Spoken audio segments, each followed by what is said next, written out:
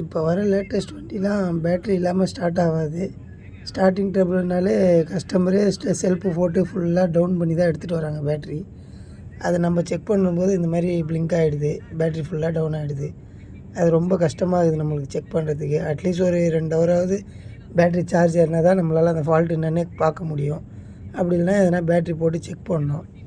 நம்மள்கிட்ட பேட்ரி இருக்கோ இல்லையோ, அதனால் சிம்பிளாக ஒரு வழின்னா, நம்மக்கிட்ட எதனா வண்டி இருக்கும்ல, அந்த வண்டியில் இந்த மாதிரி ஒரு 2 ஒயரில் 2 சைடு கிளிப்பு மாட்டிட்டு, இந்த காருங்களுக்கெல்லாம் ஸ்டார்ட் பண்ணுவாங்கள்ல, அந்த மாதிரி இந்த மாதிரி ஒரு சைடு இந்த கிளிப்பு, ஒரு சைடு அதான் ப்ளஸ்ஸு மைனஸுன்னு அதில் ரெட் கலரு பிளாக் கலர்னு அப்படி வச்சுக்கணும். கரெக்டாக ப்ளஸ்ஸு மைனஸை பார்த்து நம்ம ஒரு வண்டியில் வச்சுட்டு, என்கிட்ட இந்த வண்டி இருக்குது, ஸ்டார்ட் பண்ணி விட்டுடணும். ஸ்டார்ட் பண்ணி விட்டால் தான், இல்லைன்னா அந்த வண்டி பேட்ரி டவுன் ஆகிடும்.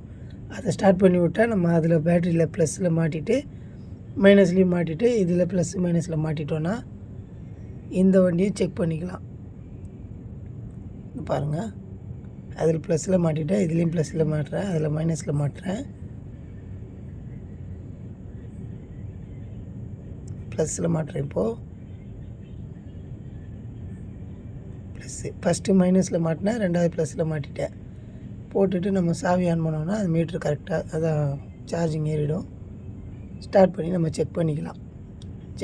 என்ன ஃபால்ட்டுன்றதை செக் பண்ணுறதுக்கு சொல்லிடுறேன்.